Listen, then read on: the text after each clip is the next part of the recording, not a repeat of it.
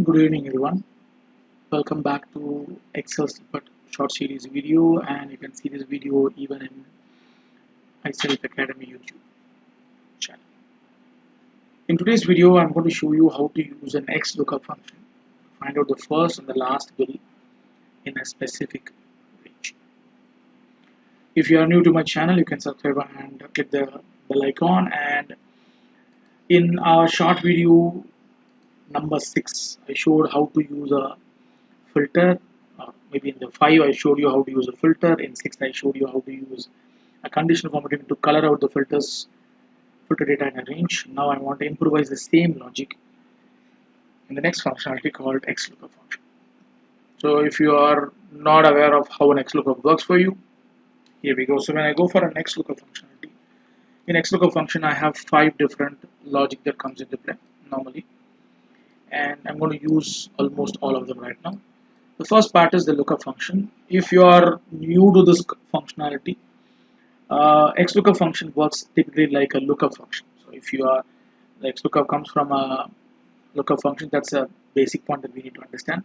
If you want to know more about it, you can go back to my myself Academy YouTube channel. There you can see the lookup functionalities and how it can be used effectively in 2 different dimensions. And I'm going to use an XLookup function, which is a part like a lookup function, but it can do a lot more than what a lookup function can do.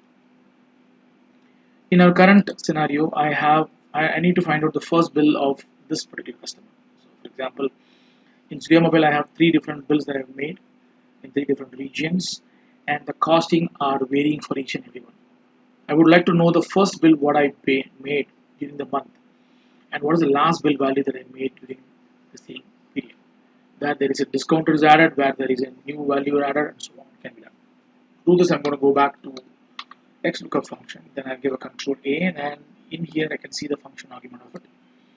I would like to choose the drop-down menu that I've created. If you want to know more about it, watch my video number 5 in the short series. And then I'm going to give next line called lookup array. In lookup array, I'm going to find out the total customer list here. And when I select that, and automatically it gave you the customer name here. I even name managed it. Then I'm going to go back to the sales value here. Then I got the sales value in this list. Then if nothing is found, I'm going to leave it as blank. And match mode, I'm going to leave it as blank. When I come down to this portion, this is where I'll choose the model and this list. So that's a search mode is going to come into play.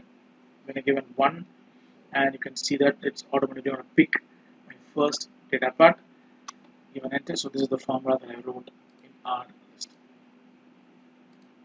So let me make it one more time here without using a functional argument. So I'm going to just say XLookup.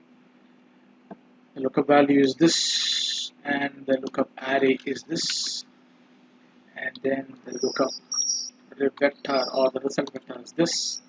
Then I'm going to leave the not found blank, match mode blank, and then when I come back to the search mode, I can see that search for the first to the last, and I choose the first one, first to the last, and close the bracket and give an enter. That gives you the same answer. I can even find out and do add the last value also. So the only change that I'm going to do right now is same XLookup, again control A, and lookup value is this tab, lookup vector is this tab, return vector should be this tab, blank, blank, and then I'll give a -1, which allows me to find out the last value that I need to add in this list.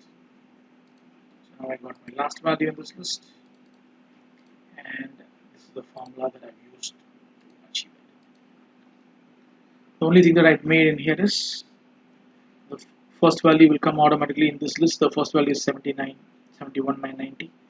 The last value is 54,999. And if I change to any other list, you can see the valuation. What is the first value and what is the last value that we can find out in this list.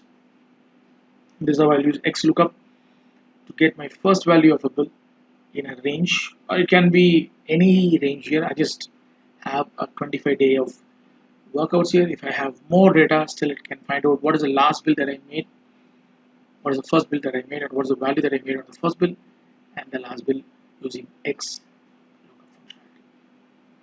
This is Vinod signing out from Excel Snippet, and you can see this video again in myself Academy YouTube channel. This is video number 8 in Excel short video series.